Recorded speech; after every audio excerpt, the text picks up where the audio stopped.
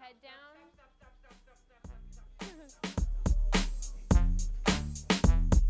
Bringing you the latest EdTech news is head anchor Olivia Edens. You're watching The Edge. Good afternoon. It's April 18th. I'm Olivia Edens, and you're watching the 13th edition of The Edge. The end of the school year is approaching, but it's even closer for graduating seniors. Some of them need to take on the exciting journey of finding a summer job. What will it take for them to get these jobs? We turn to Hunter Samini for more details.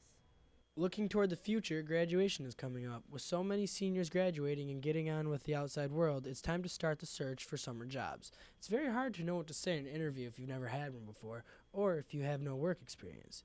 We asked several students and staff members for advice and ideas on jobs. A great resume really is a representation of your skills and abilities. So it's got to have something that catches their attention and states what kind of job they're looking for, highlights their skills and abilities. A good reference? Probably your principal. I think it's important that you always make sure that you let your references know ahead of time that you're going to use them as a reference and to ask for permission. You always type a resume. That lets businesses know that you're caught up with the technology of today. I think if you get the chance to take the job application home to fill it out, I think that's the most important thing. A good reference would be your teacher here at the EdTech Center or even a parapro.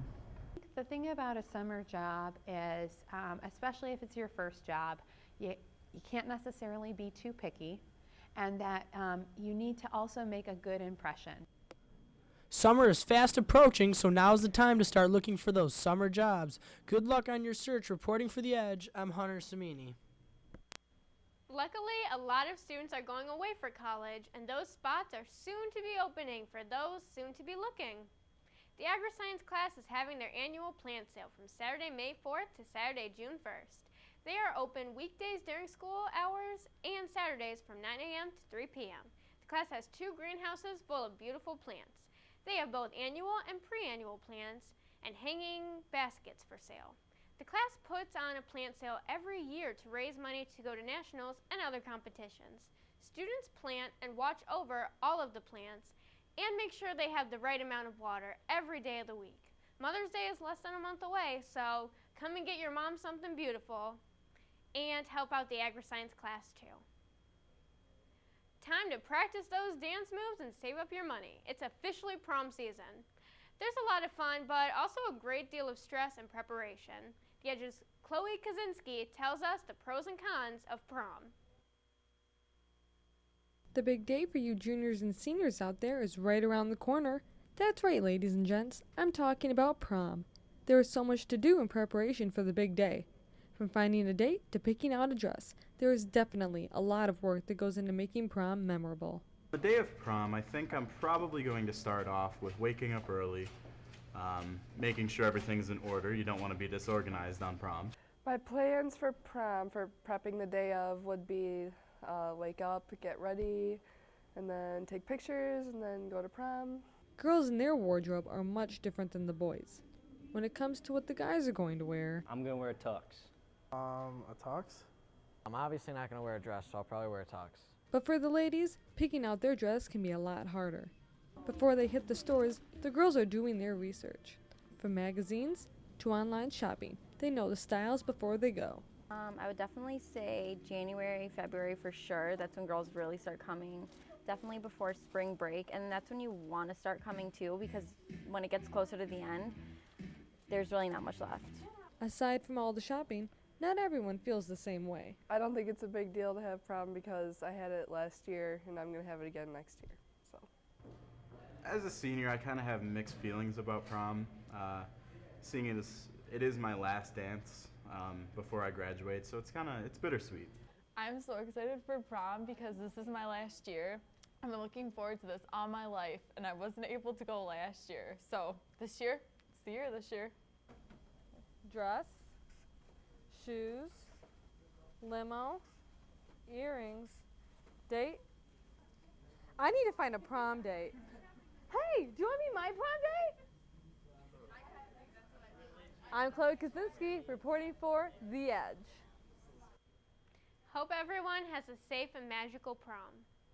On Thursday, April 11th, the Autobody and Mechanics class were given a demonstration from the DuPont Automotive Paint Company. After a PowerPoint presentation on different types of paint, the students were able to see the process of how different components of paint mix together to create the appropriate color. There was a demonstration on how to effectively apply the paint, and a volunteer from the class was given the opportunity to try painting it himself. What makes EdTech stand apart from other schools? A better question is, what is it missing? This week we went around asking about a mysterious member of EdTech that isn't exactly here yet. Lapeer EdTech is a school full of schools, and when you look at Emily City, Lapeer East and West, North Branch, Alma, and Dryden, there's something that they have that we're missing. The mighty, the fierce, the mystery mascot. Here's what some students thought. A good mascot for EdTech, I think, would be a barbarian. Well, I think it should be something that no other school that goes here has. I think the EdTech mascot should be a hippogriff. It has something that involves tigers. Yes, every school needs a mascot. That's how he symbolizes the school. Students are still undecided about what they want as the mascot. I'm Troy Walker, reporting for The Edge. A few years ago, EdTechers voted on a mascot and decided on a woodpecker, but it didn't stick around. Maybe we can all come together and find a new representation of this school. In light of recent events, the Edge's staff would like to dedicate this episode to the victims of the explosions that took place during the Boston Marathon. Our thoughts and prayers go out to them. Thanks for watching this edition of The Edge. I'm Olivia Edens, and you stay classy, Lapeer EdTech.